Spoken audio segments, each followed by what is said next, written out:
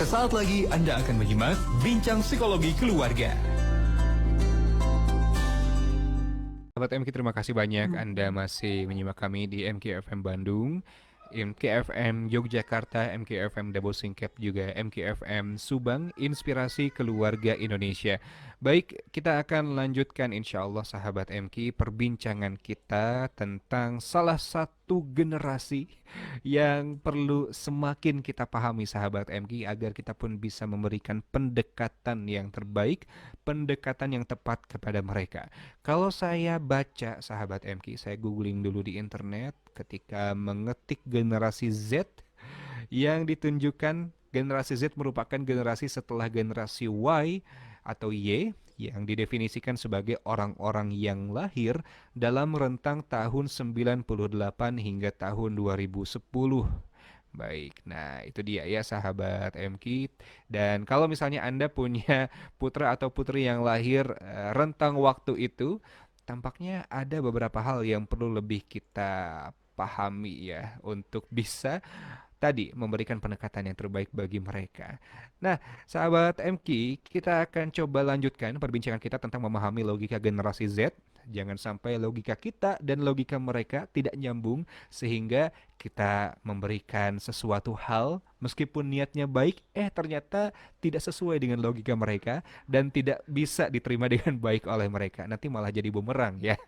Baik, kita akan coba sapa Pak Wasmin dan juga Bu Lilis dari Anak Langit. Assalamualaikum warahmatullahi wabarakatuh. Waalaikumsalam Waalaikumsalam warahmatullahi warahmatullahi wabarakatuh. wabarakatuh. Alhamdulillah, akhirnya suaranya terdengar dengan jelas. Baik, bagaimana Alhamdulillah. kabarnya Pak Wasmin, Bu Lilis? Luar biasa. Alhamdulillah, luar biasa. Allahu Allahu Akbar. Allahu Akbar. Baik, Alhamdulillah. Nah, tentang generasi Z ini memang menarik ya. Kadang-kadang ini juga jadi ujian bagi para ayah bunda yang relatif usia pernikahannya belum terlalu tua begitu, belum terlalu senior.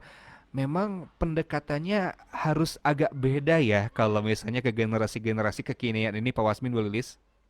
Ya, betul. Karena mengandalkan sopan santun saja sekarang tidak cukup. Ya, tidak cukup. Kan kita mengharapkan anak kita itu tanpa harus banyak aturan, tanpa Mhm. harus banyak pengertian-pengertian, mereka bisa sopan. Sebagaimana Iya. dulu ya, waktu kita kan ke orang tua kita kadang tidak sekolah, tapi kita Mhm. sopan tetap ya. Betul. Nah, anak kita sekarang ini sopan santun ini sudah mengglobal ya. Mhm. Nggak harus diakui bahwa saat ini sopan santun ini sudah mulai relatif, sangat relatif sekali. Relatif ya. Kenapa saya bilang relatif? Karena mereka mendapat ajaran sopan santun itu sudah dari berbagai negara, Oh, dari berbagai iya. budaya gitu. Kayak anak-anak kecil aja udah tahu sekarang kalau dipegang dipegang janggutnya malah sopan di Arab misalnya ya Oh kan. iya, di Arab ya. Tapi kan kalau di kita beda, Pak. Di kita nggak sopan banget Iya, gitu. Nah, betul. beberapa ajaran-ajaran dalam dunia profesional menatap mata itu sopan. Kalau diajak Iya. ngomong malah matanya nggak natap, dianggap melecehkan, dianggap Mhm. meremehkan. Jadi mereka juga udah tahu lah beberapa itu dari informasi yang tak terbendung, membuncah ya, Betul. meluap di mereka. Kadang-kadang sopan santun itu sudah sangat relatif gitu. Panggilan Mhm. lo gua, panggilan apalagi guys, guys gitu. Saya Itu itu vlogger biasanya. pertama dipanggil guys itu terasosiasi ke gay gitu ya kan, nggak Oh, sopan banget orang dipanggil gay, manggil orang kok gay gitu. Ternyata gay dengan guys maksudnya mungkin guys ya. itu dengan gay itu beda kan. Iya. Kalau guys itu ya bisa untuk menyebut teman, sahabat, guys. Mhm. Kalau Betul. kita mah sob gitu ya, sob Iya. atau bro gitu ya. Nah, itu dia. Kalau di Sunda apa di Sunda? Kalau di MI kan sahabat ya. Iya, sahabat. Kalau mereka guys gitu, tapi terasosiasi dengan gay gitu, gay. Mhm. Jadi emang sudah baur ya. Kesopan Iya. santun itu sudah sangat baur. Kadang-kadang kita lebih cocok mengajarkan table manner gitu, misalnya tata Mhm. cara. Kata tata cara itu lebih cocok loh di mereka itu daripada kata sopan, makan makan gitu nggak sopan. Nah, Oh, kata-kata iya. itu nggak terlalu tabu di mereka gitu. Mhm. Kalau kita kan dulu nggak sopan itu langsung gitu ya, Iya. langsung merasa jelek banget lah kelakuannya. Kan dia bilang nggak sopan, Ce. Itu kayak datar aja gitu. Mhm. Kayak datar tuh. Kata-kata nggak sopan itu bagi mereka tidak terlalu sakral gitu. Iya. Nah, malah lebih sakral tata cara. Ini tata cara makan. Kalau kamu nggak menggunakan tata cara ini, kamu menyalahi prosedur. Betul. Nah, kayak gitu lebih lebih Nah, masuk akal di mereka itu ya. iya, Iya. karena memang logika generasi Z ini di mana dia detail, Heeh. cukup Mhm. spesifik. Jadi ketika kita SOP prosedurnya gimana, itu masuk logikanya Iya. daripada logikanya sopan santun gitu. Jadi Mhm. kalau misalnya ke orang tua prosedurnya misalnya suaranya tidak keras, itu prosedurnya gitu. Kita Oh, tinggal ganti istilah aja mungkin ya. iya.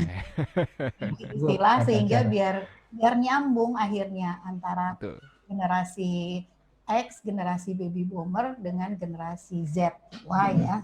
Karena Mhm. sekarang generasi Z itu sudah memasuki tahap di dunia kerja, bahkan Oh, mungkin betul. beberapa memasuki tahap pernikahan ya. Iya, betul. Sehingga Masya yang Allah. terjadi mereka instan, pengen simple. Nah, ketika mendidik anak ya tidak akan instan, tidak Tidak akan bisa ya, Bu. tidak bisa gitu. Akhirnya terjadilah di rumah tangga keteteran dalam mengurus Hmm. anak gitu. Dia siap untuk punya anak tapi belum siap untuk mendidik. Karena emang mungkin di beberapa bisa instan, tapi kalau untuk mendidik anak misalnya taruhlah waktu malam anak misalnya ya gimana Iya. gimana empuk ya BAB gimana Hmm. gimana ya orang tua harus cebokin Ya karena bayi sigap kan cebokin gitu ya. iya gitu. Nah ini kan di pikiran mereka gimana sih caranya biar tidak ribet. Padahal mengurus Hmm. anak itu ya ribet, ada keribetan.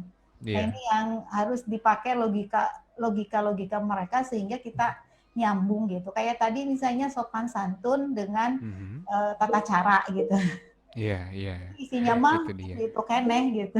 Sebenarnya ya, saya Ya. juga pernah mendapatkan sebuah fenomena ya, Bu Lilis, Pak Wasmin, ada istilahnya itu kalau kata Pak Renal Kasali, strawberry generation. Jadi sebetulnya mereka tuh manis, punya potensi besar, tapi fragile, agak rapuh. Misalnya kalau dalam dunia kerja dibentak sedikit, ya udah gitu ya, udah resign aja gitu. Ya, Itu padahal emang mereka kayak gitu atau tidak gimana mudah. sih sebenarnya? Iya betul. Jadi fragile ya. Iya, Ada pundungan lah. Kalau betul. saya bilang sih bukan pundungan, Apa itu, Pak? lebih pada mereka itu tidak menganggap terlalu penting atau bukan penting ya. Jadi bukan satu-satunya gitu. Kalau di Jawa itu rapatean gitu apa ya? Rapatean. Wah, saya mungkin sahabat Jogja lebih paham ya. Ya, rapatean itu kanggo naon gitu kalau istilah Sunda. Kanggo Buat naon apa pakai sih lang gitu? gitu. Pentingnya buat saya mungkin itu ya. Karena Hmm. mungkin memang logikanya cinta kebebasan ya, Oh iya. percaya diri yang sangat tinggi. Jadi dalam artian ya kalaupun misalnya emang tidak diterima kan ketika misalnya dia masuk dunia kerja perusahaan kemudian dia dikoreksi. Nah harusnya kan sebagai jiwa yang pembelajar dia harus memperbaiki sehingga dia Mhm. akan lebih bagus. Nah dia kan akhirnya nggak di sini juga bisa kok di tempat lain gitu. Jadi Mhm. taklah bisa untuk tidak hanya di sini aja gitu. Dia percaya diri tinggi, kemudian memiliki kebebasan gitu. Akhirnya yang Mhm. terjadi ya sudah gitu. Akhirnya bukan pundungan sih mereka Bukan eh, ya? ya udah cari aja ke tempat lain, Nah, itu simple apa ya aja. namanya? Tidak menganggap Betul. penting, tidak menganggap Ya, berat karena masih banyak yang lain nah lah. itu cari Iya, Masih aja. banyak betul. yang lain yang bisa terima saya gitu. Iya. Mhm. Bahkan mereka kadang-kadang besarnya gaji bukan satu-satunya kadang-kadang ya. Iya. Yang penting bisa mereka bisa mendapatkan lebih bebas, lebih asik gitu. Mhm. Ya tentu gaji gaji besar lebih asik ya. Iya. Karena di generasi ini juga sudah mulai melihat dia tidak terlalu ngoyo kan kalau di generasi X kita ngoyo misalnya harus punya rumah yang besar, Betul. Mhm. kendaraan. Nah di mereka enggak lah, rumah ngekos lah kalau bisa sekamar aja biar lebih simpel Iya. untuk beresin. Nah Mhm. generasi ini malah lebih akan menggunakan uangnya itu untuk ke liburan, teknologi gitu. Jadi mereka senang traveling. Karena dia senang traveling, ngapain sih rumah besar? Lagian nggak simple rumah besar, istilahnya harus beres-beresnya dan sebagainya. Nah, akhirnya yang terjadi tadi, ya udah nggak terlalu, mungkin cicilannya juga tidak terlalu banyak seperti generasi X mungkin ya. Jadi mereka Betul. asik aja. Jadi kalau keluarin nggak apa-apa lah gitu. Masya Allah. Itu kurang lebih ya, sahabat MK, ternyata hal-hal yang memang mungkin ini secara umum tidak bisa digeneralisir semuanya seperti ini juga barangkali Pak Wasin Bu Ya, Lilis ya, tapi betul. mungkin secara umum ini Secara bisa kita umum. coba lihat, sahabat MK. Nanti mungkin kita selepas jeda Pak Wasin boleh sedikit review dulu yang Ya, kemarin dan tambahannya mungkin sedikit untuk kesempatan kali ini apa saja yang perlu kita pahami tentang logika generasi Z. Anda sahabat MK yang punya anak-anak yang sekarang generasi Z, bagaimana masalah-masalah apa yang sedang Anda hadapi dengan mereka ya kelahiran tahun 98 sampai 2000-an begitu ya. Apa 96 masalah yang Anda hadapi? Betul. Dan kira-kira bagaimana cara Anda menyikapinya selama ini mungkin?